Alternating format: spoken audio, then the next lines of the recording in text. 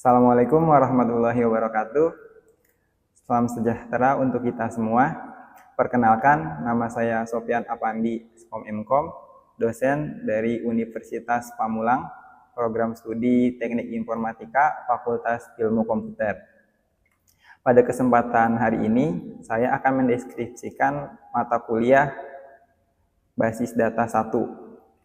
Mata kuliah Basis Data 1 ini adalah mata kuliah wajib pada semester 4 dengan bobot 3 SKS dari total 21 pertemuan selama 1 semester. Capaian pembelajaran mata kuliah ini yaitu setelah mempelajari mata kuliah ini, harapannya mahasiswa mampu mengolah dan menyelesaikan tugas atau proyek dengan tepat dan akurat sesuai standar, mengoptimalkan penggunaan waktu dan sumber daya, serta menguasai perancangan sistem dan algoritma basis data untuk meningkatkan performa dan integritas sistem secara efektif. Materi yang akan dibahas pada mata kuliah ini diantaranya pada pertemuan pertama yaitu pengenalan, kemudian file tradisional, pendekatan basis data, konsep basis data dan sistem manajemen atau DBMS, kemudian kelebihan dan kekurangan DBMS. Selanjutnya pada pertemuan kedua, operasi dasar basis data dan kegunaan basis data. Pada pertemuan ketiga, level keamanan, otorisasi, dan pemberian hak akses database. Kemudian pada pertemuan yang keempat, konkurensi, locking, timestamping, crash recovery, dan integritas. Pada pertemuan kelima, akan ada materi bahasa basis data, DDL, DML, dan DCL. Kemudian penggunaan basis data dan basis data relasional.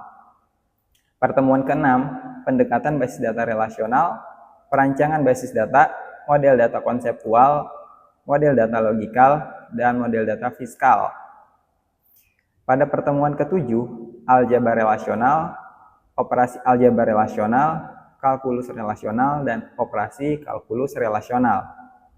Pertemuan ke-8 ada materi bentuk normalisasi dan dependensi data. Kemudian pada pertemuan ke-9 pengantar anomali, ketergantungan fungsional dan ketergantungan transitif.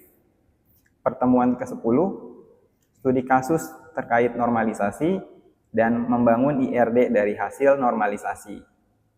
Pertemuan 11 pengantar model IR, entitas dan atribut, relasi, kardinalitas, dan weak entity. Pertemuan 12, pengantar basis data terdistribusi, keuntungan basis data terdistribusi, dan pertemuan ke-13, membangun IRD dari hasil normalisasi dan kardinalitas relasi.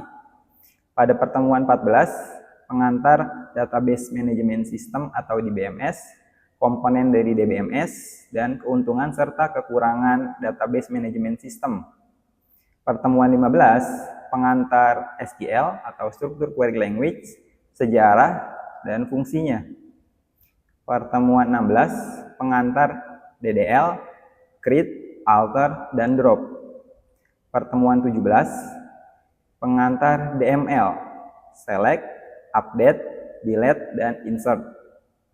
Pertemuan 18, pengantar data control language, grant, dan revoke. Pertemuan 19, select agregat, select join, dan select function. Kemudian pertemuan 20, ada studi kasus terkait perancangan basis data bagian 1, dan pertemuan 21, perancangan database lanjutan atau final. Sistem pembelajaran yang digunakan yaitu adalah blended learning.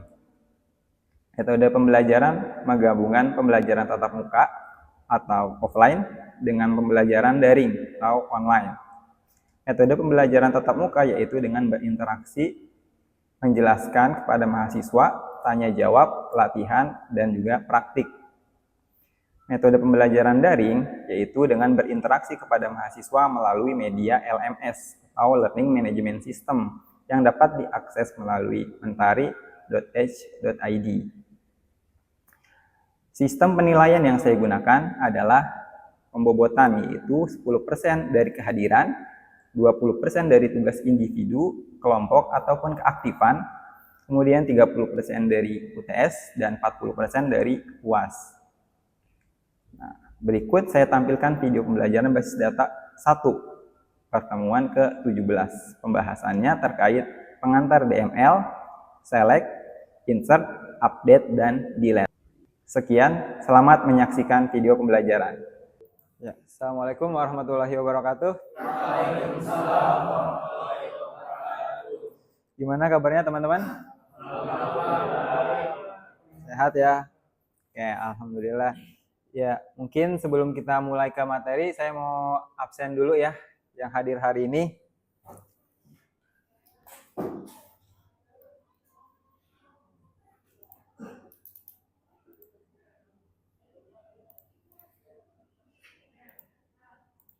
Abdul Renot Malik, Ahmad Afandi, Aranza Hazemi, Dairobi, Dendi Bayu Praditya, Dina Raihan Pratama. Oke, ada yang belum dipanggil? Ya, semua udah dipanggil ya untuk kelas ini.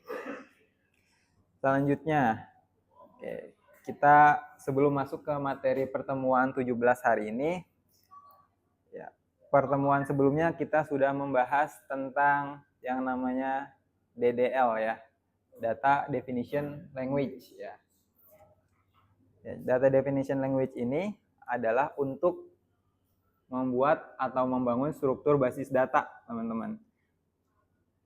Ada yang mau ditanyakan sebelum masuk ke materi hari ini tentang Data Definition Language atau DDL di materi pertemuan sebelumnya? Tidak ada ya. Oke, berarti sudah paham semua untuk materi pertemuan sebelumnya tentang Data Definition Language. Sekarang kita masuk ke materi pertemuan 17.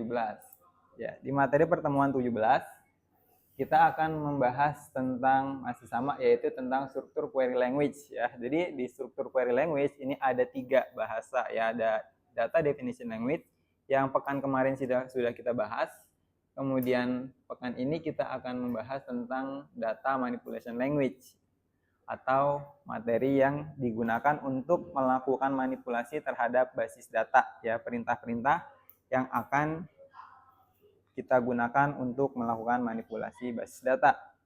Nah, tujuan pembelajaran kita pada hari ini adalah harapannya setelah mengikuti perkuliahan, teman-teman mahasiswa bisa mengimplementasikan, bisa melakukan proses manipulasi basis data ya, menggunakan data manipulation language.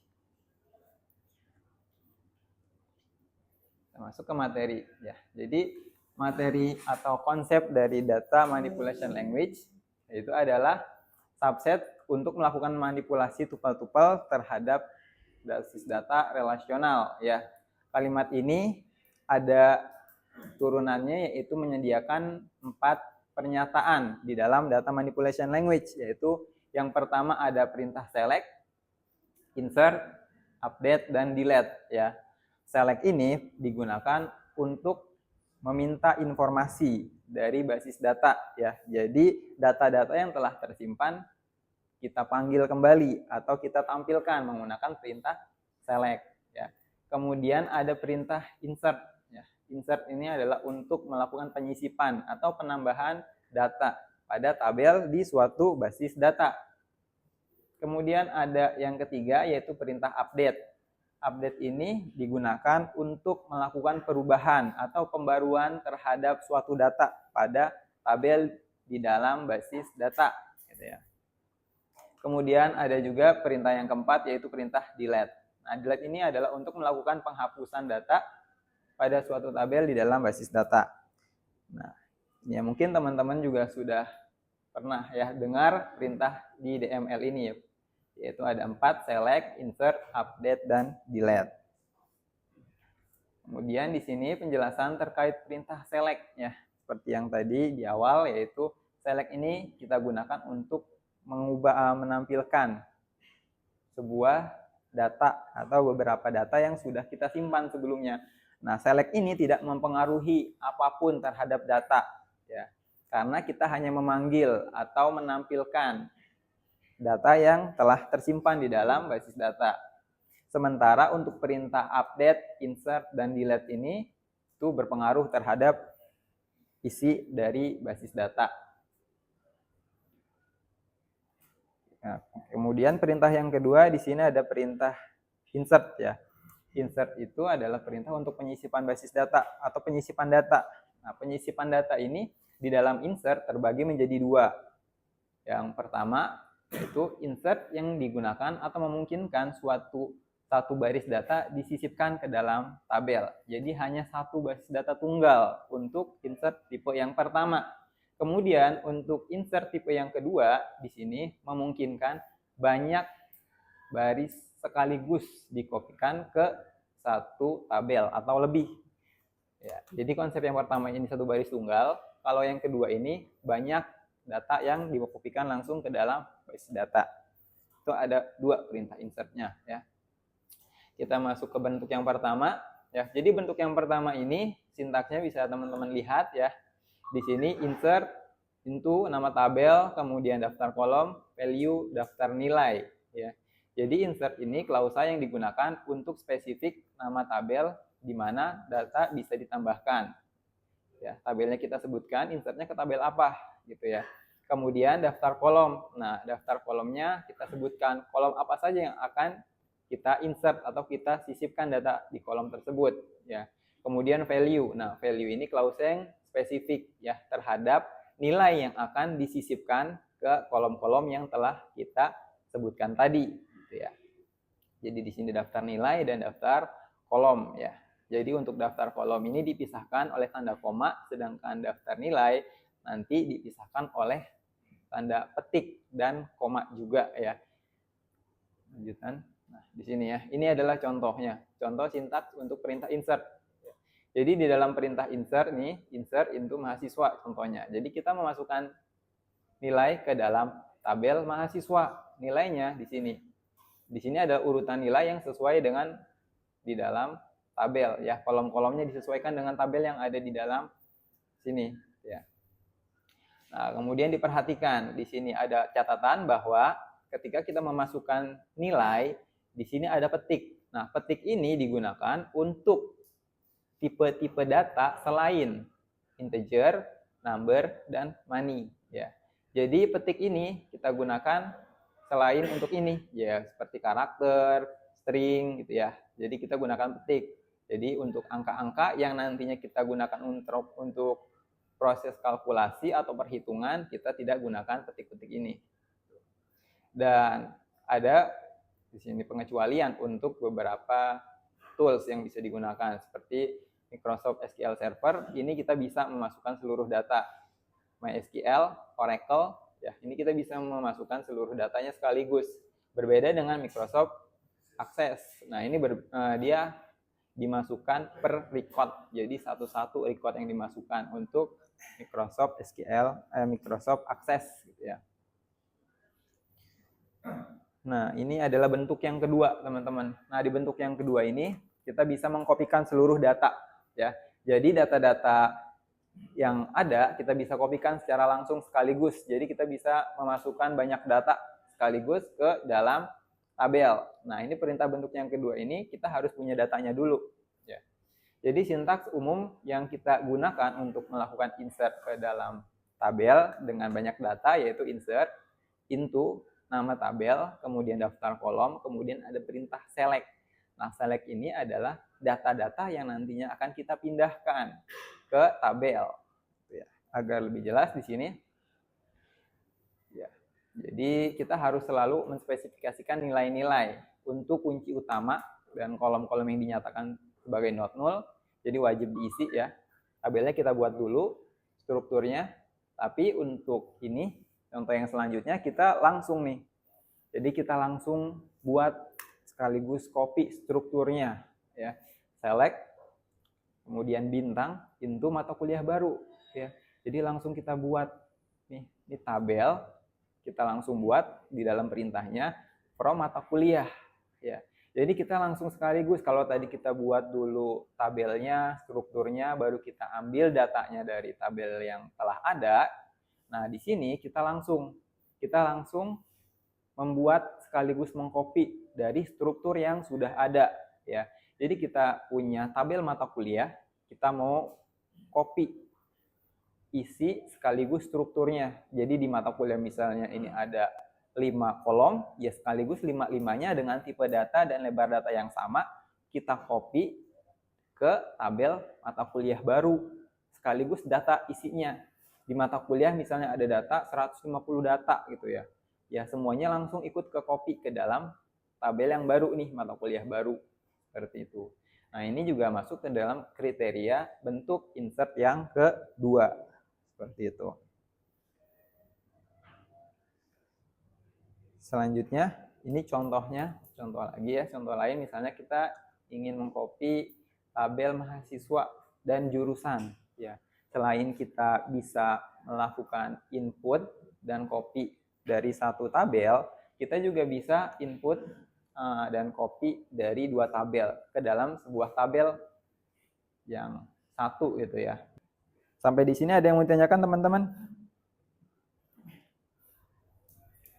Pak, kalau tabel yang buat tadi data impornya itu banyak kolomnya beda gimana?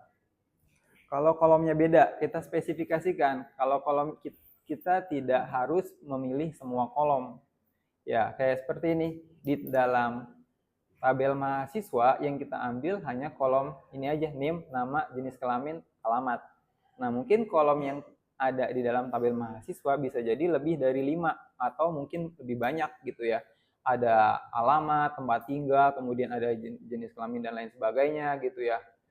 Kayak seperti sebelumnya di sini. Kita kan membuat sini ada ini ada date time, kemudian juga ada tempat lahirnya. Mungkin kita nggak butuh tabel-tabel atau kolom-kolom itu. Yang kita butuhkan hanya yang ingin kita copy saja. Jadi nggak harus sesuai gitu ya. Kalau memang beda dan kita tidak butuh, ya nggak perlu kita copy. Jadi selesai dulu. Ini? Yang kalau ini kalau misalnya yang beda gimana? Nah, kalau ini kan dia langsung copy sekaligus strukturnya. Iya, jadi kalau misalnya strukturnya dia ada 5, ya udah dia langsung di copy semua. Jadi iya. Jadi mata kuliah barunya memang data yang kosong, tidak ada apa-apa, nggak ada strukturnya. Gitu. Ya. Kemudian lanjut ya ke perintah update. Ya. Jadi di sini untuk yang ketiga adalah perintah update ya teman-teman. Nah, update ini digunakan untuk melakukan perubahan data. Ya. Kita mau mengubah data, misalnya data-data yang memang tidak sesuai, kita bisa ubah gitu ya. Kita sesuaikan. Ya, kita perbarui datanya. Seperti di sini penjelasan.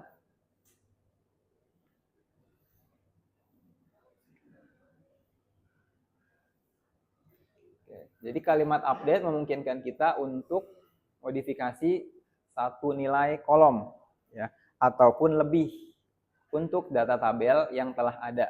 Jadi data-data yang telah ada kita perbarui, baik itu satu ataupun banyak atau lebih dari satu. Ya, kita menerapkan perintah untuk perubahan ini bisa ke semua baris di dalam tabel atau ke subset yang kita tentukan saja gitu ya. Nah, ini ada contoh sintaks untuk perintah update-nya. Ya, perintah update untuk sintaks umumnya kita lakukan perintahnya klausa update, kemudian tabel name, set, kolom 1, kemudian nilai yang ingin diupdate, nilai terbarunya. Kemudian bisa lanjut kolom 2, kolom 3 dan seterusnya. Kemudian ditambahkan klausa where dengan kondisi. Ya, seperti itu. Itu adalah sintaks umum yang kita bisa gunakan untuk melakukan proses update. Nah, ini contoh sintaks yang spesifik ya. Kita mau melakukan proses update ke tabel mahasiswa. Perintahnya update mahasiswa, kemudian set ya untuk melakukan perubahan datanya. Nah, di sini alamat. Kita mau mengubah kolom alamat, ya. Yang alamatnya awalnya apa? Ke bentuk ini, Jalan Seruni Raya nomor 3. Kemudian kota kita ubah atau kita perbarui menjadi Cikarang. Agama kita perbarui menjadi di sini isinya Islam gitu ya. Kemudian nomor teleponnya kita sesuaikan, kemudian kode jurusannya jadi TI, kemudian ada kalau sawer di sini dengan kondisinya adalah spesifik ke NIM ya. NIM-nya kita jadikan sebagai primary key, jadi kita bisa jadikan acuan untuk kondisi ya. Jadi ingin kita mengubah data-data yang NIM-nya ini menjadi datanya alamatnya Jalan Seruni Raya, kemudian kotanya Cikarang, agamanya Islam, teleponnya 0298971119, kode jurusannya menjadi TI. Itu kita pastikan bahwa perubahan ini sesuai dengan konstren integritas yang berlaku. Oke. Untuk perintah update, ada yang mau tanyakan teman-teman? Tidak ada? Ada yang mau nanya tentang update? Jadi di sini kita update untuk seluruh data ya. Jadi kalau misalnya mau kita ubahnya hanya satu data, misalnya kita udah input data, tapi yang salah ternyata bukan keseluruhannya. Ya misalnya cuma nomor teleponnya aja kelebihan satu angka, ya udah. Berarti yang kita lakukan set adalah yang nomor teleponnya saja. Berarti set nomor telepon kita sesuaikan gitu ya. Atau yang lainnya. Kita masuk ke perintah delete. Ya. Nah, perintah delete ini adalah perintah yang terakhir atau perintah keempat dari perintah yang ada di data manipulation language ya. Nah, perintah delete ini digunakan untuk melakukan penghapusan data. Kita melakukan proses penghapusan data menggunakan perintah delete. Kalau saya delete, ya, kalimat delete memungkinkan kita untuk menghapus satu record atau lebih. Jadi kita bisa menghapus satu record secara spesifik ke satu data ataupun lebih pada suatu tabel di dalam database. Nah, sintaks umum untuk delete di sini yaitu delete from tabel, nama tabelnya, kemudian where, klausa where, dan kondisi dari data yang ingin di delete gitu ya. Jadi ini bisa dihafalkan ya. Jadi delete from tabel name, kemudian where, kondisi. Nah, jika tidak ada klausa where, maka semua baris akan dihapus dari tabel. Gitu. Jadi di delete ataupun update gitu ya. Ini sangat penting untuk menentukan klausa where. Gitu. Ya. Untuk perintah yang sudah dilaksanakan di basis data itu tidak bisa dilakukan undo atau tidak bisa dikembalikan kalau belum dilakukan proses backup. Maka ada yang namanya proses backup. Gitu ya. Jadi kalau misalnya kita belum ada backup, kita langsung delete semuanya, data-data akan hilang. Kita nggak bisa mengembalikan. Selanjutnya, ini untuk seluruh data, ada juga yang data untuk tertentu saja. Tidak semuanya kita hapus ya, jadi kita seleksi data yang ingin kita hapus. Nah ini misalnya kita akan menghapus record tertentu di mana SKS yang ingin kita hapus adalah yang bernilai 1 pada tabel mata kuliah baru yang telah dibuat dengan cara duplikasi sebelumnya ya. Mungkin itu sampai di sini untuk materi data manipulation language. Ada yang mau ditanyakan teman-teman? Pak. Ya. Where itu ada kondisi spesifiknya nggak sih? Spesifiknya maksudnya gimana? Ada sekian banyak kolom. Dia bisa dari kolom yang sebaris, atau bisa juga langsung ke kolomnya yang mau dia. Iya. Kalau where kan memang untuk spesifikasi data ya. Jadi seleksinya ya untuk satu baris data gitu. Jadi memang data yang mau kita hapus misalnya sebaris yang misalnya di sini kan contohnya nilai delete from mata kuliah baru. Nah, kita ingin menghapus data-data mata kuliah yang SKS-nya itu 1. Ya, jadi kalau misalnya SKS yang nilainya 1 itu nilai atau ada beberapa baris, ya beberapa baris itu ikut kehapus. Kalau kita seleksinya berdasarkan SKS, karena kan yang SKS 1 bisa jadi lebih dari satu baris gitu ya. Berarti kan kalau spesifik kita hapus berdasarkan primary key gitu ya. Primary key kan dia per baris pasti nilainya beda gitu ya. Maka spesifik, maka seperti itu kalau mau untuk hanya satu baris data yang dihapus. Ada lagi yang lain mungkin mau ditanyakan sebelum kita masuk ke sesi tanya jawab. Mungkin yang insert Pak. Okay. Insert yang bentuk kedua pas yang kanan. Yang ini? Satu lagi. Ini? Oke. Okay. Kalau misalkan kita select itu berarti yang di select itu kolom dari mahasiswa jurusan atau yang dari sebelumnya dari yang mahasiswa itu Pak?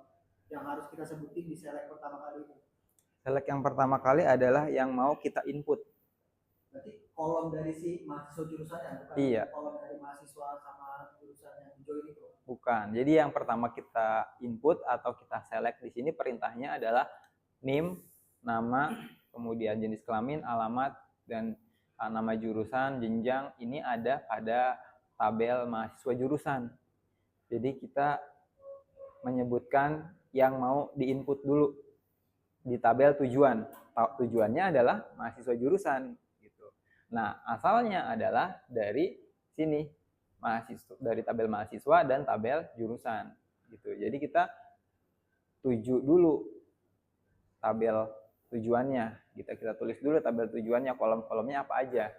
Baru tabel asalnya, kita mau copy dari mana. Jadi kita harus memastikan bahwa tabel bahwa kolom yang kita tulis di select itu harus ada di tabel mahasiswa jurusan itu kan? Betul. Jadi kita harus pastikan.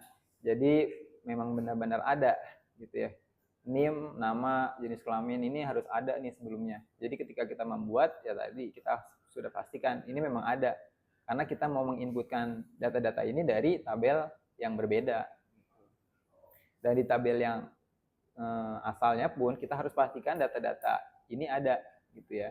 Jadi jangan sampai kita nanti mengcopy tapi data awalnya atau data asalnya nggak ada, ya ini nggak akan berhasil perintahnya, nggak akan berjalan gitu ya. Gitu. Oke, ada lagi teman-teman? Untuk perintah atau bahasa data manipulation language dari 4 perintah ini ya, ada select, insert, update, dan delete. Tidak ada ya? Oke, kalau tidak ada, mungkin materinya sudah selesai ya, dan sudah ada tanya jawab juga. Kemudian, sebelum kita tutup materinya, saya akan menyampaikan ya, bahwa materi kita selanjutnya adalah tentang perintah join. Ya. Perintah join dan juga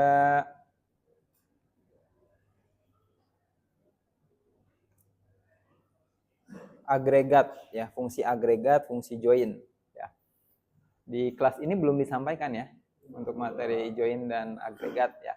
Insyaallah pekan depan materi kita adalah tentang fungsi join dan agregat ya. Jadi fungsi join itu adalah seperti yang tadi ya sudah disinggung sedikit. Fungsi join itu adalah untuk menggabungkan dari satu dan juga satu tabel yang berbeda ya, dari tabel-tabel yang berbeda. Jadi misalnya kita punya 2 buah tabel, kita gabungkan menjadi satu. Nah, itu adalah fungsi join. Dan fungsi agregat. Ada yang pernah dengar nggak fungsi agregat? Nah, fungsi agregat itu kalau misalnya teman-teman pernah belajar Excel gitu ya. Nah, itu udah ada. Agregat itu menghitung rata-rata, menghitung nilai maksimum, minimum gitu ya. Ya, average, sum, min, max, dan selanjutnya gitu ya. Nah, itu adalah materi yang akan kita pelajari pada pekan selanjutnya. Ya. Mungkin itu untuk materi kita hari ini.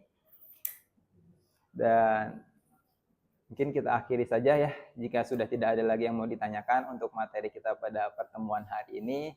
Wabillahi taufiq wal hidayah. Assalamualaikum warahmatullahi wabarakatuh. Waalaikumsalam.